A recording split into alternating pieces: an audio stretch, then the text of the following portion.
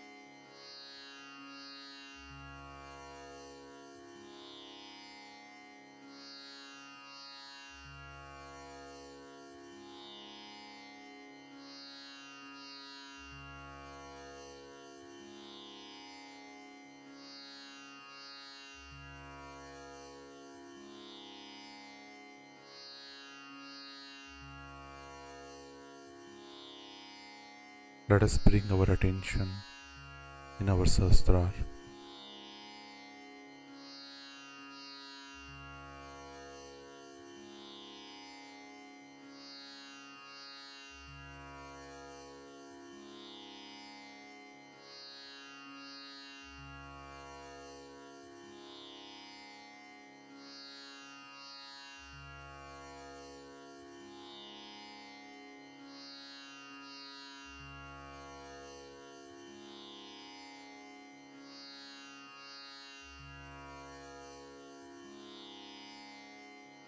Shri Mataji, we humbly request you to come in our Sahasrara.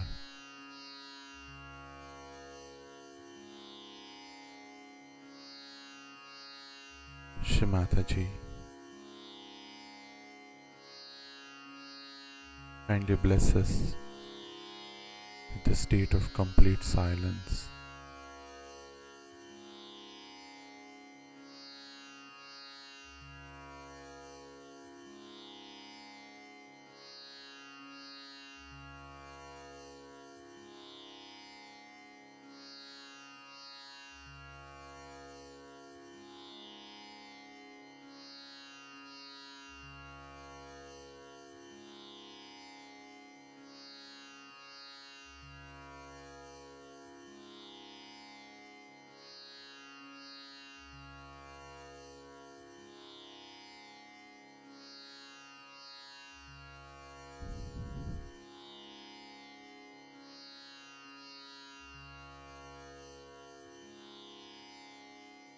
In this state, let us now listen to Shri Mataji's speech.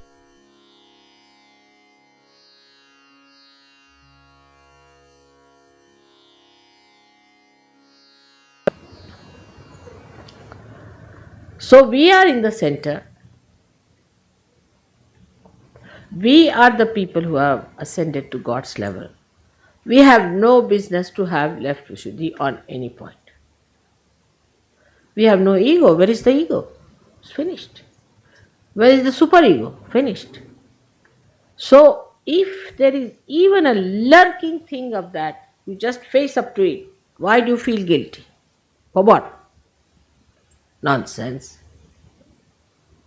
And that's how you get rid of it. Because I've seen with Sahaja Yogis also, suddenly their nose will blow out, their eyes will come out, suddenly they'll talk like this, and I get a fright. I said, what's the matter? He was a normal person, why is he talking like this now? The reason is that hidden ego suddenly jumps up and shows. It's with many Indians also, those who are city dwellers are horribly egoistical. You have blessed them as I told you, so they also behave in the same manner. But because there is tradition of keeping in the center in any country, like China has the same, I have seen China has the same. I haven't seen they ever say, I'm sorry, I'm sorry, I'm sorry.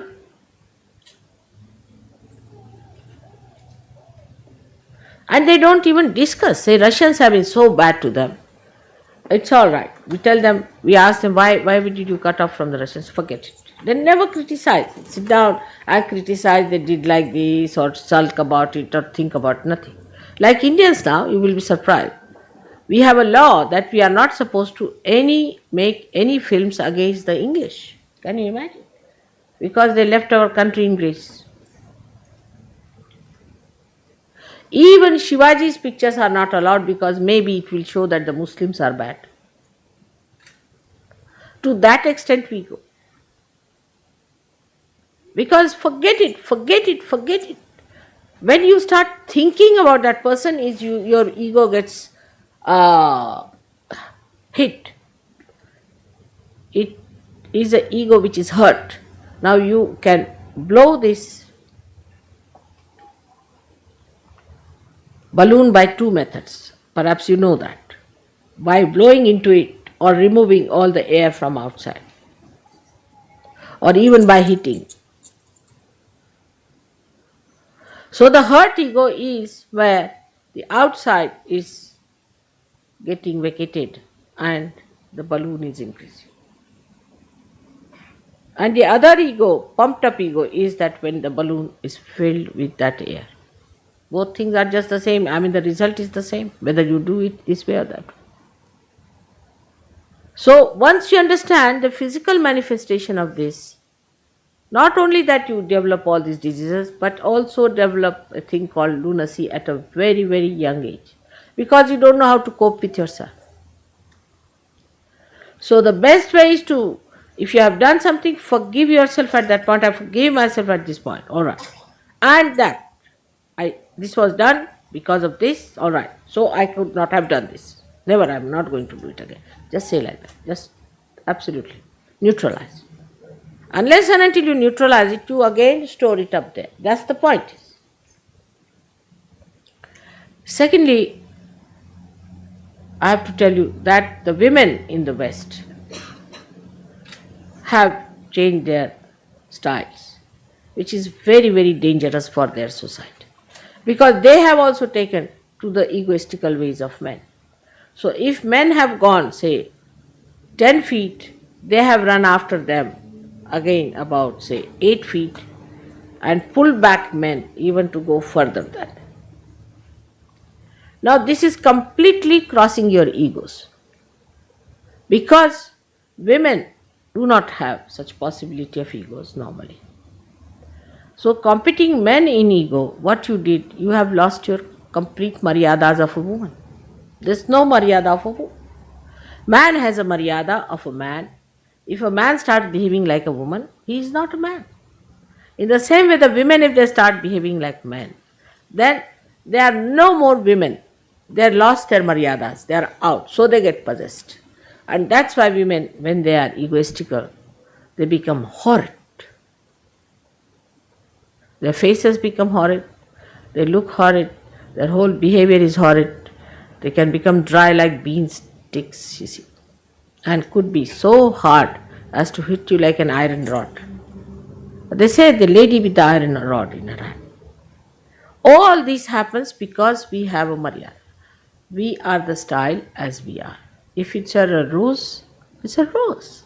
Be happy that you are a flower of rose. Now the rose wants to become the thorn.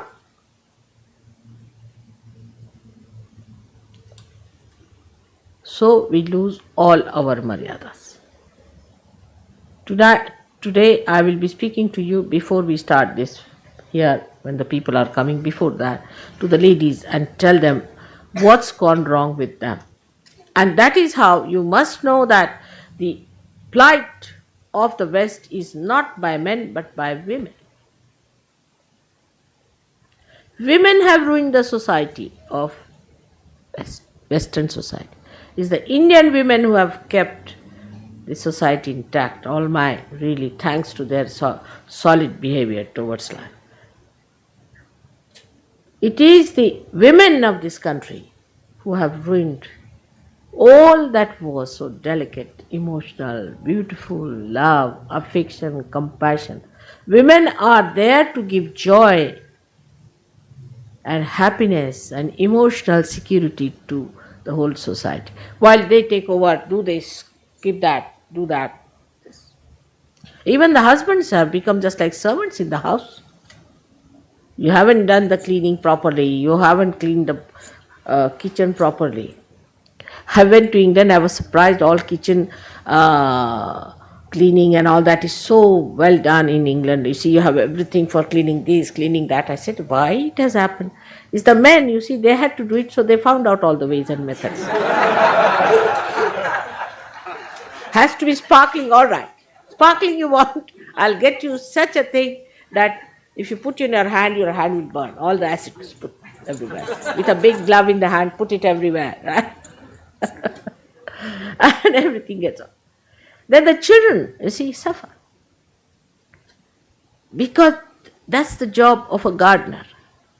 Beautiful things that are born to be looked after with that kindness. But you overindulge into your children in the beginning. A mother is like a gardener. She has to prune also. She has to cut also. So the growth is all right. If your child is spoiled, you are no good a mother, useless you are.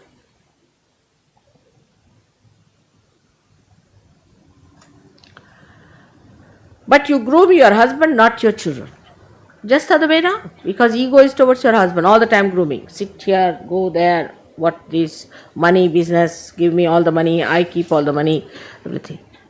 Now one may say that the law is such. If the law is stupid, the Sahajoginis should not take to such a law. That law has ruined you all, I tell you. Because this is such an important part of life. It is such an important area of life that it should not have suffered. Where affection, love, kindness, all that is required is missing, then you become people without any meaning. Life is aimless. You don't know what to do. That's why the children commit suicide. And then the love should be such that it should be pruned. For that you must have wisdom, which also one does not develop, because if you run after your Muladhara Chakra, how can you have wisdom? Here men have befooled you completely. Completely they have befooled you. Take it from me. You must keep your wisdom intact. And not only that they have befooled you, but they themselves have stooped down to befool you. So they have their devious methods, they are not straightforward. So, as Sahajogis, we are above all these things. We have reached a state where we are above. We are here for correcting all those things that have gone wrong in the society, because Sahajoga faces towards the society, not towards yourself only. So at this stage we have to understand what we have to do is, first of all, our own understanding should be such. Even now, with all this movement of Sahaja Yoga understanding, women don't realize that they have to be like women. I have seen them. They still, what's wrong? Still go on. And men don't understand that they have to be like men, even after so. And if they become really like men, women will appreciate them. And if you become really like women, men will appreciate you. You see, it's the opposites that attracts each other. That should be normal. But we live in abnormal way that the men are women and women are men. What do you do now? So it is very important for men to understand now, because I am going to talk to women later on, that they should become like men. They must fix up things. They must take decisions. They must be the one who must rule. But that's outward. Actually, it's the source, is the woman. The woman is the potential and man is the kinetic. For example, there is a fan moving. Movement of the fan is the kinetic force, we can say. But the potential force that is within us is the one which is the electricity which is coming from the source, which is higher. The fan that moves or the source. Let the women decide and men understand. But if that source dries out and wants to become the fan, no fan will work. Upside down situation.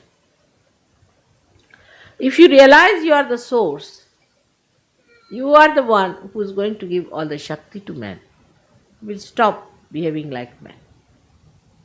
It doesn't mean that you cannot go to work, you cannot do, but take to work which is more suitable to women. Like I would not like a woman to have a bus driver's job or a truck driver or wrestler.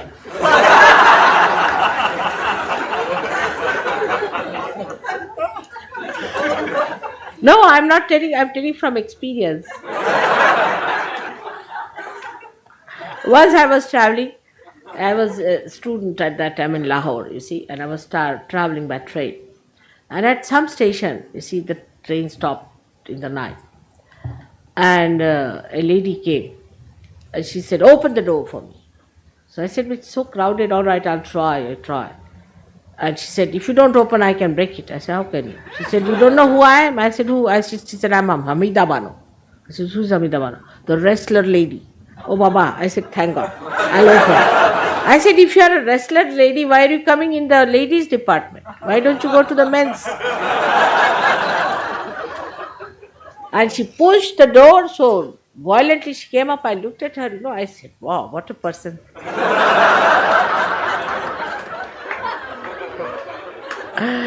And she sat down, you see, with the whole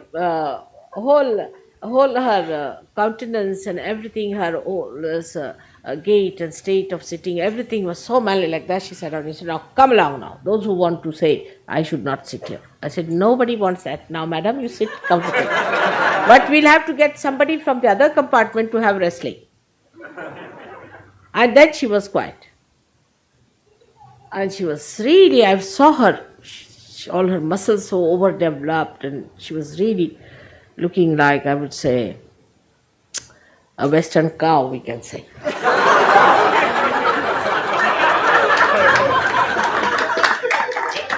Like the cows here look like buffaloes, not like cows.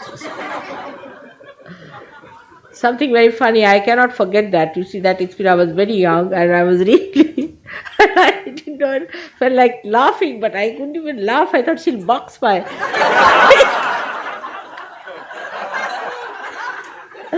So this is what it is, that we are ending up there, must know that. How far are we going? Are we going to become wrestlers? So this is what it is. One has to learn that it has been there for ages.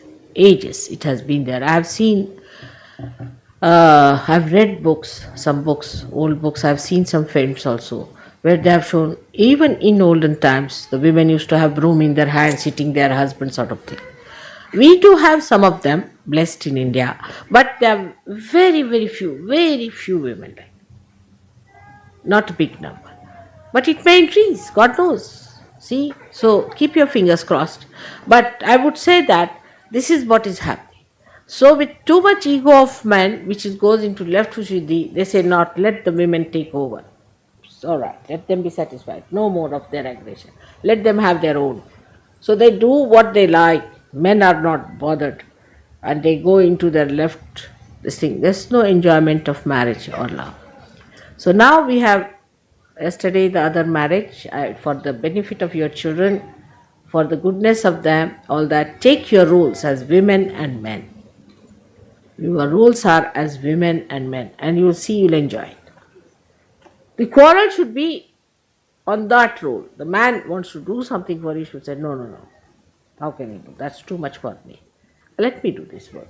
As I have told you many a times how my husband, when he gets angry, he wants to wash his undershirt, you see, to show he's angry. Or when he's very angry, then he will clean the bathroom.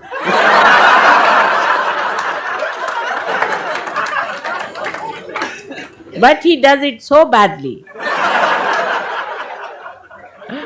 that I know that he has done. I feel like laughing, but I dare not, because I must keep his spirit on.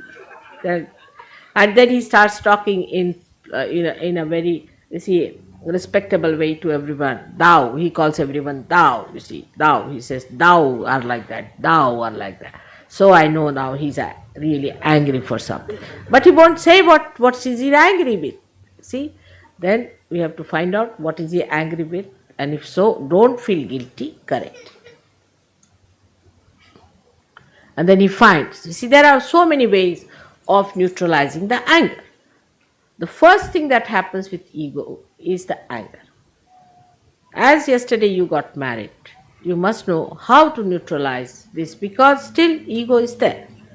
Now to find out how to neutralize the anger of another person is a very beautiful thing, which I have never seen your writers handling, but in India we have many writers who have handled this situation. Now you must find out what are the weak points of your husband, first of all, and of your wife. On what points she get upset. Now the attitude should be, we should not upset her, we should not make her angry, and the another attitude of the wife the same way, much more for the husband. So now what are the soft points on which he really gets upset? Just study. It's very simple. I laugh at it. Don't take it seriously, but be careful to avoid that. Now also find out what makes him happy. Like if I'm really, sometimes I never get angry, as you know that I never get angry. But if I am showing off my anger, just let it be, it's alright, sit down. You understand, Sergio? Alright.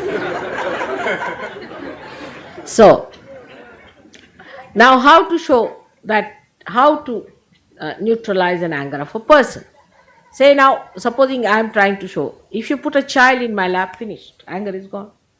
I cannot show anger with a child on my lap. It's simple.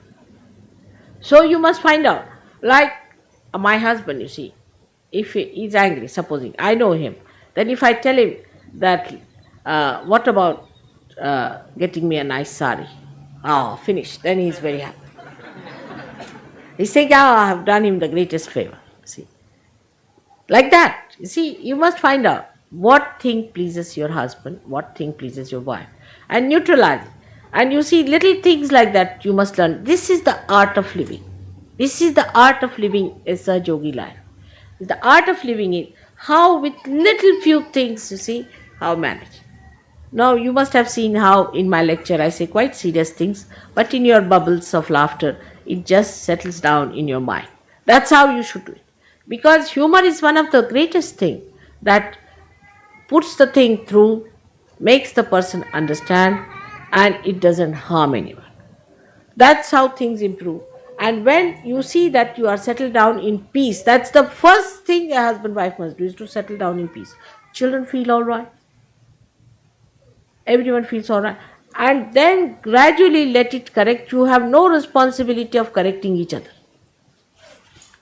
But if you have married somebody who is not a Sahajogini, who is horrid and all that, then the question is very different.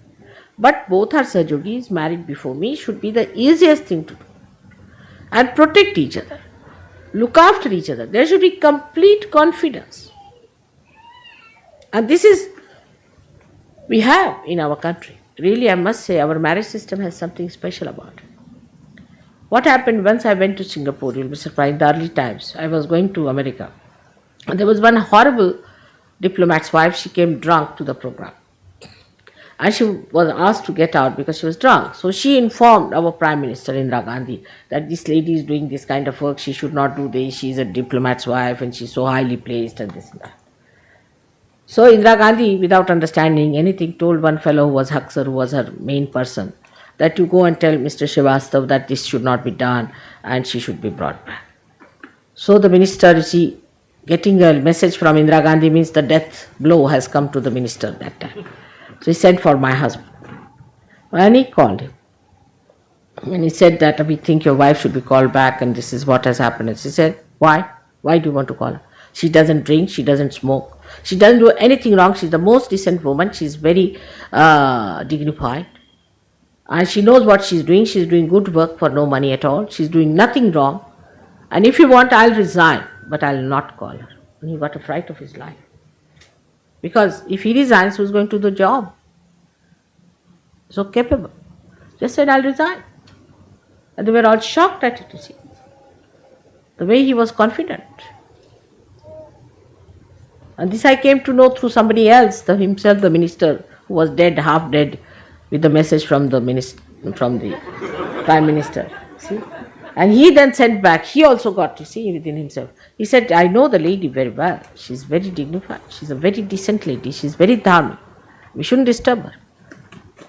And the fellow Haksar who had sent the message also got a shock, you see, and pushed back the shock to Indira Gandhi. Since then, she has never tried to interfere with my work.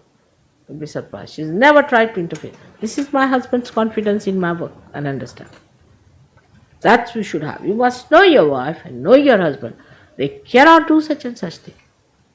Same about your children. You must have full confidence in them. You must know what they are up to, how far they can. And then this confidence and inner understanding is the one road to peace, love and affection. Complete confidence into each other, wherever they may be. I can say with confidence, you send my daughters anywhere, they'll never take to a dharmic life, nor my son-in-laws, but my own daughters I can tell you. They can never think of a dharmic life, whatever you may try. It should be that confidence within you about your own children. Like they were small, very small, and the neighbors came and said that your daughters came and were using this, our garden for morning ablution. I said, what? I said, my children, even if they can go into your bathroom, you take them. I'll give you 2,000 rupees just now, right now. You just ask them to go to your bathroom. That's all. I know them too well. If somebody will say that your daughter has taken something, I know them too well. They can never touch anybody's things. I know them too well. They'll never take any obligation from anyone like that. I know them too well.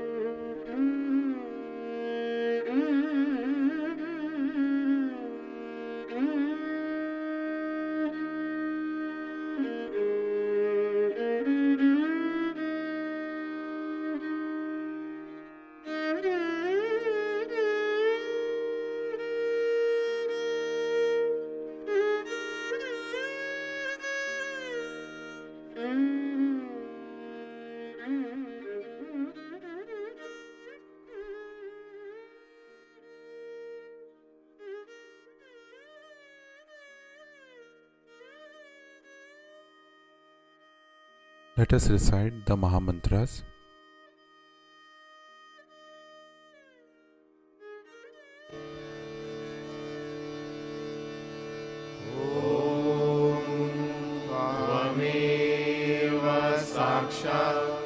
Shri Mahalakshmi Mahasaraswati Mahakali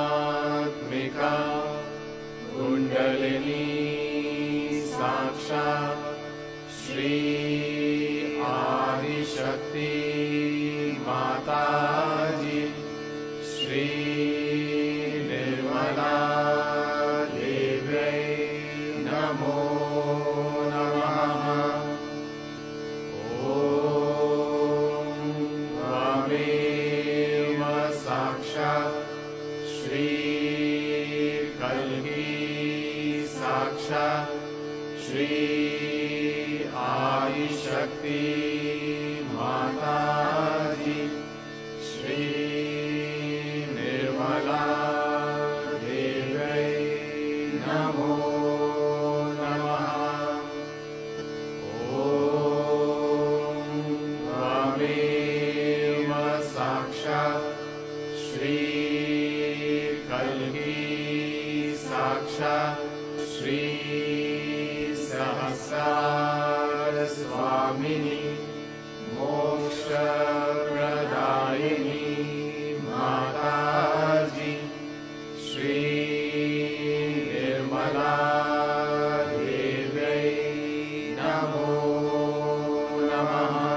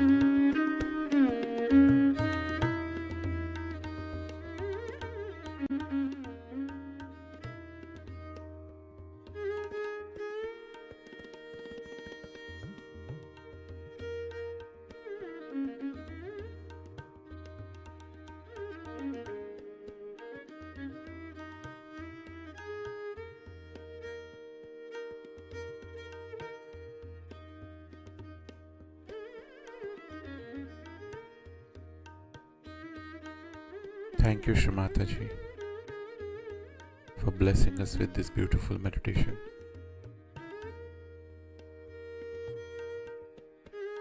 Let us all bow down to Shri Mataji, raise our Mother Kundalini, and give ourselves a bandhan.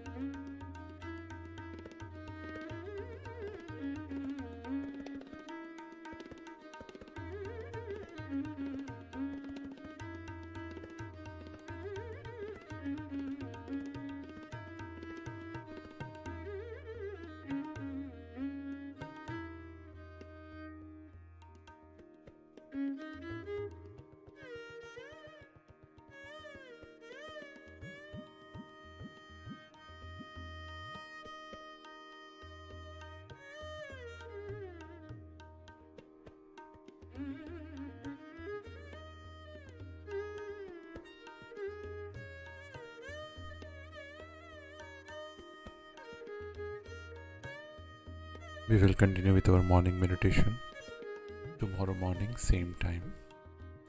Jai Shri Mataji.